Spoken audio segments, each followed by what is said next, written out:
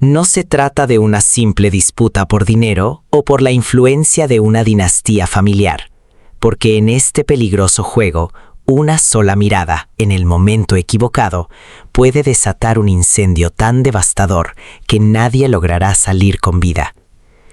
Cuando todos los miembros del poderoso clan de Veloglu se reunieron en la sala de juntas para llevar a cabo la votación definitiva sobre el futuro de la Fundación Yasemin,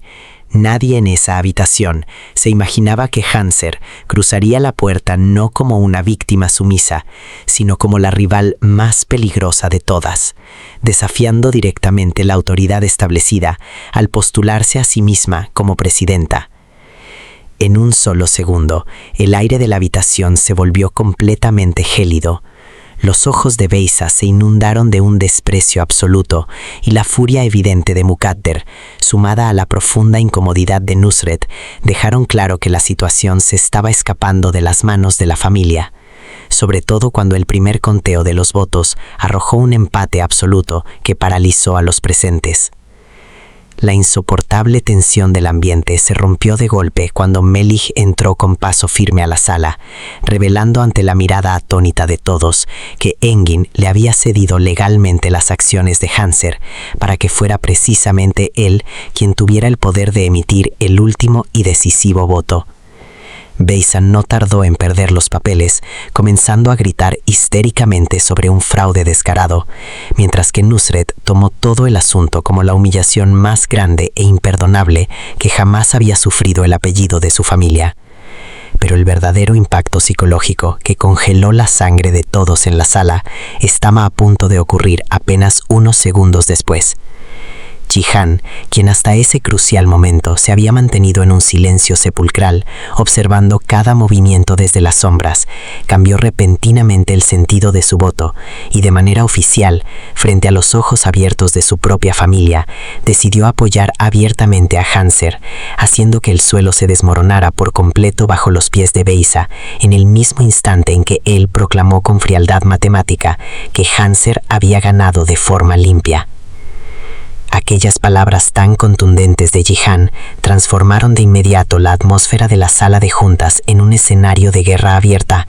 llevando a Nusret a un estado de furia tan incontrolable que no dudó en lanzar una amenaza directa y pública, advirtiéndole a Hanser que esto era solo el inicio de una batalla sangrienta, mientras Mukadder se retorcía de asco al ver que personas que consideraba inferiores estaban sentadas en su misma mesa.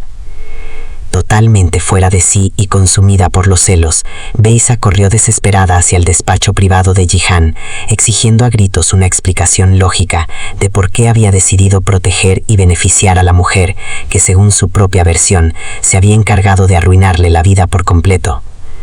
Sin embargo, Jihan se mostró extrañamente diferente a lo habitual, manteniendo una calma imperturbable y una mirada tan fría que parecía estar calculando un plan mucho más grande y destructivo, dejando claro que si la familia quería una guerra, tendrían exactamente la peor de todas. Mientras tanto, en los pasillos de la empresa, Hanser intentaba desesperadamente tranquilizar a Melich, quien al haberla respaldado públicamente se había convertido de forma automática en el enemigo número 1 de los de Veloglu, aunque él no mostraba ni un solo rastro de arrepentimiento por su valiente decisión, consciente de que a partir de ese instante sus destinos quedaban trágicamente entrelazados para siempre.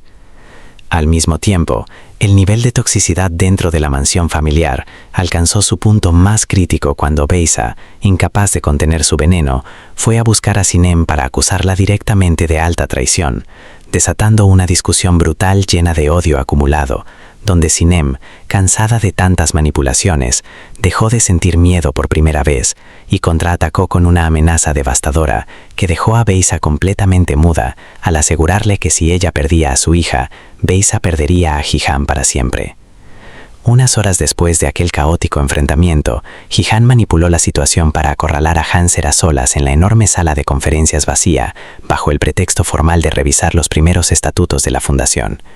Pero desde el primer segundo en que se miraron, el aire se volvió tan denso que resultaba casi imposible respirar, debido a la carga de emociones dolorosas que ambos intentaban ocultar. Jihan se esforzaba notablemente por mantener una distancia profesional y recordarle de manera autoritaria que dentro de esa corporación todos le debían una lealtad ciega y absoluta.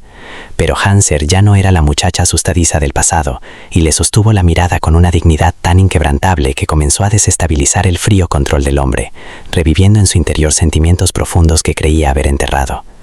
Mientras esa guerra de miradas ocurría en la oficina, en la intimidad de su habitación, Sila se comportaba de una manera cada vez más sospechosa y errática, vigilando las puertas antes de sacar con manos temblorosas un arma de fuego cargada del interior de su bolso para ocultarla en los rincones de la casa como si supiera que alguien la estaba cazando.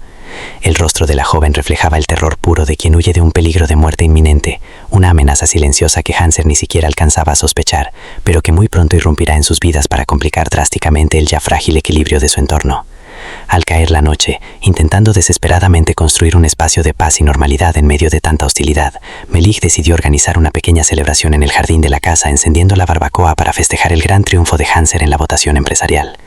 La tranquilidad de la cena en el jardín duró apenas un suspiro, ya que de la nada la imponente figura de Jihan apareció entre las sombras, demostrando desde el primer segundo que su visita no tenía absolutamente nada de accidental o de cortesía. Jihan buscaba desesperadamente cualquier pretexto corporativo para irrumpir nuevamente en el espacio personal de Hanser, pero Melich, lejos de intimidarse ante el poder económico del magnate, decidió plantarle cara por primera vez con una firmeza absoluta, demostrando que no toleraría que nadie volviera a tratar a Hanser ni a él como seres inferiores o peones de su tablero. Aquella inesperada resistencia golpeó fuertemente el orgullo de Jihan, quien hacía esfuerzos sobrehumanos por camuflar los celos enfermizos que lo carcomían por dentro al ver a Hanser sonreír con total naturalidad al lado de otro hombre que no era él. Más tarde, incapaz de soportar la escena por más tiempo, Jihan regresó a su auto y llamó directamente al teléfono de Hanser, ordenándole con tono imperativo que se presentara de inmediato en la mansión de Beloglu, con la excusa de firmar unos papeles urgentes de la fundación. Melich supo al instante que esto era solo una estrategia psicológica de Jihan para no dejarlos en paz, y aunque Hanser era plenamente consciente de que estaba entrando voluntariamente en la boca del lobo, decidió marcharse a la mansión para demostrar que no le temía su juego. Al cruzar el umbral de la residencia, la mirada de Beisa se encendió en puro odio al ver a su rival nuevamente en su territorio, pero se vio completamente de manos atadas debido a que fue el propio Jihan quien había exigido su presencia en el despacho. Una vez dentro de las paredes de su oficina privada, Jihan arrojó sobre el escritorio una cantidad inmensa de documentos complejos, contratos de alta finanzas y tablas de presupuestos, sabiendo perfectamente que Hanser no tenía la menor experiencia en el mundo de los grandes negocios internacionales. Con una sonrisa cargada de arrogancia, le espetó con frialdad que si el cargo le quedaba grande, siempre tenía la opción de rendirse y firmar su renuncia en ese mismo instante, buscando deliberadamente agotarla psicológicamente y demostrarle a toda la junta directiva que ella no era apta para liderar la fundación. Sin embargo, Hanser tomó los documentos con una determinación feroz y se marchó a su casa a altas horas de la noche, decidida a pasar la madrugada entera despierta con tal de no darle a la familia de Beloglu el placer de verla fracasar en su primer día. Al llegar a su hogar, el cansancio y el estrés extremo eran evidentes en su rostro, a pesar de sus esfuerzos